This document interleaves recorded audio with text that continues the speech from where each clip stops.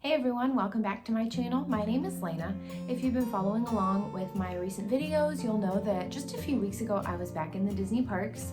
It was really weird, but also really awesome given everything that's been going on right now, having that little bit of magic back in my life. So I had some observations and some things that I learned, and I wanted to share them with you guys in case you were planning a trip to Disney soon or just considering it and really not sure if now's the right time to go. So before I jump into all of that, I just wanted to say give this video a big thumbs up.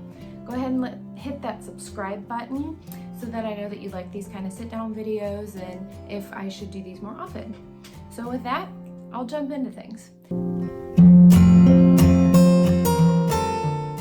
So I first wanted to start off with some observations I had going into the parks, things that you might be seeing on social media but aren't necessarily hearing firsthand, or maybe you are and just want confirmation, or you're here to just watch and learn. The first thing I wanted to call out is quick service is a hot mess. Not to start off with the bad, but we're going to start off with the bad before we get into the good. Quick service, prepare yourself if you're going to eat quick service, especially during the hours of for lunchtime like 11 and 1:30, and then for dinner time by like 4:30 to about 7. Everyone's trying to eat. It's harder to get sit-down reservations because the capacity is so limited, so everyone has to order quick service. But if you're going quick service, you have to mobile order. So something that Disney has offered before but hasn't required, but they are now, is mobile ordering. So you order from the My Disney Experience app, kind of like you would anywhere else outside of the parks with mobile order. You go pick it up and then you can sit down and eat your food. Well, everyone is picking up their food at the same time. You can't really submit your order until you're already at the restaurant, which is really hard because then you have a buildup of people. In our case, it was Pecos Bill. It was a clump of people right outside the restaurant, and everyone's just standing around waiting. There's no queue, there's no order, there's just a lot of people in a busy walkway. So at least at Pecos, it was really challenging. I have a feeling that Cosmic Rays, for example, there's more space, so you're not clogging up busy intersections like you are in Frontierland. I can't say for certain at the other parks. This was just the experience I had, and it was not easy, but we managed. We got our food, we found a table. It was manageable, but be prepared. Some ways to work around this. First is to eat not during peak times. I know that may feel really strange, saying let's have lunch at 10 o'clock or let's eat dinner at 3:30, but if you don't want to get stuck in really long lines or waiting, or don't want to take up more time than you need, then don't eat at the normal times. A second way you can deal with this is by bringing your own food into the park. This is one of those tips that I feel like most experienced Disney travelers know this, but newbies don't necessarily realize this till after they've gone for the first time, but outside food is allowed and often encouraged. You can bring in your soft side coolers, you can pack snacks in your backpack. If you bring your own food, you don't have to deal with those lines. So even if it's just a granola bar or a Lunchable or a peanut butter and jelly sandwich, or you do bring your lunchbox with an ice pack and bring all your food. I know that's hard if you're staying in a Disney resort, but if you have the option to bring your own food, that's a really easy way to avoid the quick service chaos. The second observation I had and wanted to call out is that there is little to no social distancing during park cavalcades. So first, what are cavalcades? So Disney decided to do without parades because it's massive buildups of people lining the streets for probably a couple hours every day. It just wasn't a safe option to do that. So Disney has opted for cavalcades or mini parades that happen outside of, well, on no schedule. They are unannounced, and there's about 4 different cavalcades that happen at each park with different characters, different music, different theming, etc. But because people know that these are happening, and as you hear the music, you want to stop and watch, it does cause a buildup. Now, it doesn't last nearly as long as the parade, so in theory, it's still a safer option, but you need to be prepared for some stopping and some blockage and some anxious visitors wanting to watch this parade as it comes past. So just keep that in mind. On Main Street, they do have dots 6 feet apart along the street. Just get all excited talking with my hands. Don't mind me. Anyway, on Main Street, they have dots 6 feet apart so that it's much easier to keep that distance. People are more cautious and more conscious about it. There's also a ton of cast members obviously working on Main Street that can ensure that distance, but if you're crossing lands, that's not going to be the case. There are not dots all over the walkways. So if you want to watch a cavalcade and are worried about the distancing, stand on Main Street and when you're in Magic Kingdom. The other parks don't seem to have the same problem, especially in World Showcase, that it's such a big loop and so many places that you can stand and watch. With Hollywood Studios, similar thing. You're on the street, so there's a lot of cast members around to ensure a little better that there's distancing between people. So just something to keep in mind. You also don't have to watch the cavalcades. They have a specific route that is very little of the park, whichever park it is. So, and then with Animal Kingdom, they were on boats. So they are cavalcades still, but they're not even on land walking past you. So it's pretty easy to find more quiet shaded areas to watch these go past. You can interact honestly a little more with those characters. While I didn't go to Animal Kingdom, my brother and his friend did, and I've seen a lot about this on social media. So Animal Kingdom shouldn't be a problem. It's really Magic Kingdom that you have to be more aware of the spacing. And now for a positive observation, something I want to encourage other people and kind of reinforce. Masks do not take away from the magic. They don't hinder the magic. I didn't think that it affected my vacation at all. Yes, I went when it was warmer out, but not in the hottest time of year, so I'm sure July and August it's a little worse and you want to plan out some more breaks, but I had no problem wearing a mask the entire time. Just be sure to keep that mask on. People need to keep their masks on. Even when you're taking pictures, please keep it on. The numbers keep rising. We don't want to mess with anything. I digress. When you're on rides in the air conditioning, it's really not a big deal. Yeah, there are a few moments that you can sneak and take it down when you're on a ride vehicle by yourself. There's the relaxation stations. We didn't need to take advantage of that, but you can take them off there. Epcot, if you're eating around the world, as long as you're stationary, you can take it down. So I didn't feel like it was limiting me too much. My job requires me to wear a mask, so I'm kind of used to it at this point. So something to keep in mind, if you are paying for PhotoPass or even if you just want to view your photos, you are not allowed to buy your photo if your mask is down. So if you're on the ride and you take it down, keep in mind you won't get your photo if your mask is off. Disney does censor every photo. They did that before COVID, looking for inappropriate gestures or no shirts, various things that aren't up to Disney code or Disney standard. They're doing that with masks now too, so it will take a little bit for the photos to hit your My Disney Experience account because they have to go through more filters. So please keep your mask on. Do not be discouraged about taking a trip. There are a lot of people who want to wait until masks are required. I completely respect that. I totally understand. If you don't feel comfortable wearing the mask, absolutely don't come at this time. Come at a later time when you can have that flexibility to not wear one. But based on today's standards and the way things are going right now, wear that mask, but don't be afraid to wear it. Don't worry that it'll ruin your vacation because honestly, it really doesn't.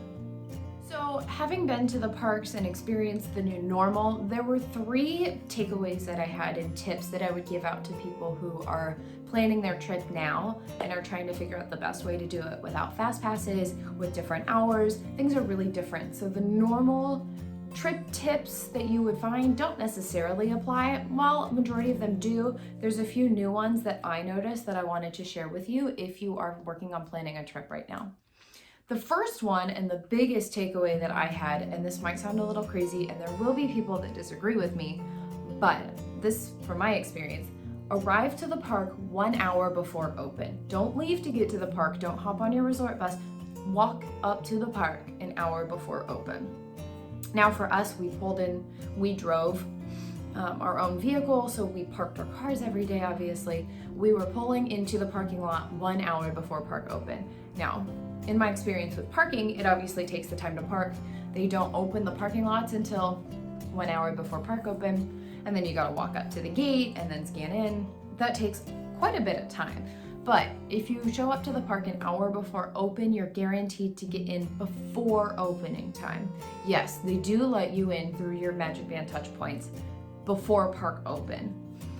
Some people do not recommend getting there at park open because there's a lot of crowds. What I experienced is that while there felt like more people, there was constant movement. There wasn't any buildup or any queuing necessarily.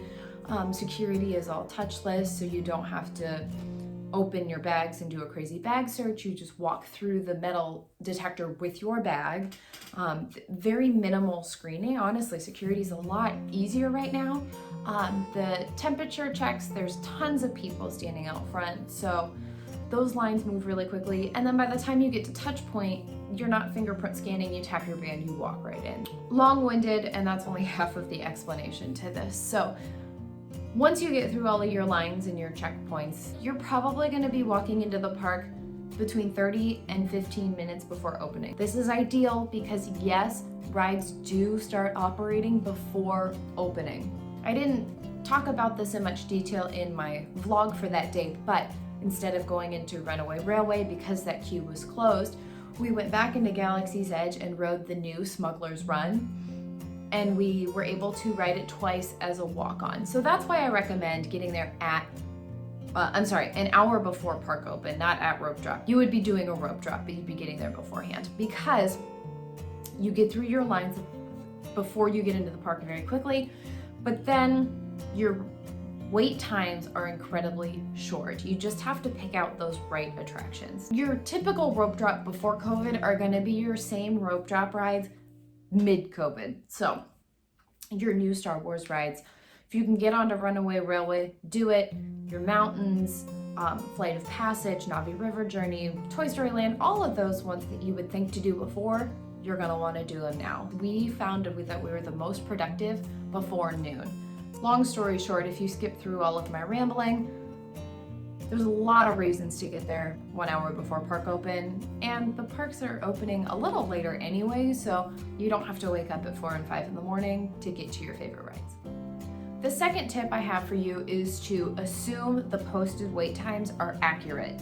If you're doing research through social media and even watching my vlogs, I mention several times that the wait times are generally shorter than posted. Do not set that expectation for your entire trip because you're going to be very disappointed when Runaway Railway is listed at 1.5 hours and it really is 1.5 hours. There are always exceptions.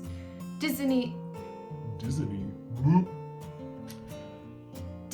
want to disappoint, and so they would rather say their wait times are longer than they actually are than get in line at a 10-minute posted wait time and it turns out to be 35. So you're gonna see a lot of wait times shorter than what you're expecting, but if you see a 90-minute wait time, don't be surprised if it actually takes 90 minutes. I've been seeing on my Disney Instagram, posted in the description, that there's disappointment and a lot of negativity on social media when you're waiting the exact posted time. No reason to be upset about that. You know what you're getting into, so yes, hope that the line is shorter than it says, but don't be surprised or upset if your 30-minute wait time is actually 30 minutes. My third and final tip based on my trip a few weeks ago is shop at the end of the day. That might seem like common sense, but some regular amenities for Disney travelers aren't included right now, namely resort delivery and front of the park pickup. So what both of those are is you could do your shopping anywhere on Disney property, and if you stayed in a Disney resort, you could have your items delivered to your resort to be picked up in the gift shop about 24 hours later. And then for park pickup, front of the park pickup, if you were shopping in the back of the park and didn't want to carry your items or your bags with you, you could have it delivered to the front of the park to be picked up at the end of the day, namely after 4 p.m. Those two are not available right now because obviously you don't want people handling all of your items. It cuts out the middleman, makes things a little more COVID friendly, I guess. So my brother Ryan ran into this. He was doing his Christmas shopping throughout the parks, and when you find that one item you want to get, it's tempting to grab it right away. And you're more than welcome to do that. I'm not saying you shouldn't or can't, but keep in mind that you're gonna have to carry it with you until you leave the park. There's nothing you can do with it. If you're buying those gifts, your family might find out unless you buy it at the end of the day, and it's a lot easier to sneak it out. You can always, if you're in a car, run to your car, you can run back to your resort and come back to the park, but those are gonna be extra steps and take up more of your time. To save that time and to simplify everything, yes, I would say shop at the end of the day. If the gift shops feel more busy, I totally understand why you might not want to do that, but in our family's experience, we found more success pushing our shopping off to the end of the day and spending the bulk of the day riding rides and enjoying the attractions and the cavalcades and whatnot, and not taking that time up with too much shopping and worrying about tons of bags. So that is all I had in mind to share with you in today's video. Just a few little tidbits and tips that I picked up on our recent trip. If there is something you think I missed, please throw it in the comments. I know that things are going to constantly evolve and change. And so what I experienced at the beginning of October is not necessarily going to be true for someone traveling in January, February, March, or even end of next year. So keep that in mind. But things aren't changing as rapidly as they could be, so I think these are some pretty safe things to bet on in the coming months. Like I said at the beginning, give it a thumbs up if this information was helpful for you. Even if it wasn't and you still like this kind of content, give it that thumbs up so I can keep releasing this kind of stuff. And then don't forget to subscribe. I really appreciate all of your support up until this point. Next week will be a video. I'm back at the house. It's my 4th trip in 4 months. So we got some fun stuff going on. We are replacing flooring. Okay, I'm not gonna be doing much. I'm gonna be filming the fun stuff. My parents are replacing the flooring. It's not my project. I don't know how to replace flooring. I don't know how to tile. So maybe I'll learn. So that will be the fun video coming up next week. I have no idea how many videos are gonna come from that. I have no idea how big of a hot mess this is gonna be. Sorry, Mom and Dad. I know you're starting right now and I'm sure you're doing a great job, but I'll find out in a few days. So thank you so much for watching this video. I know this is a little long-winded. I'm doing a lot of rambling. Hopefully you'll find some of this helpful. And thanks for sticking around. I will see you in the next video. Bye everyone. Okay, I also wanted to add that I did my makeup. I didn't do it for you guys though, sorry. I did it for my retail job. But I did put on lipstick for you because I wear a mask at work and you can't see lipstick, but I wanted to use some of my makeup, so just thought I'd stick this at the end in case you made it this far. You should leave a comment that says nice makeup if you made it this far, so I know that you did. So thanks guys, love you.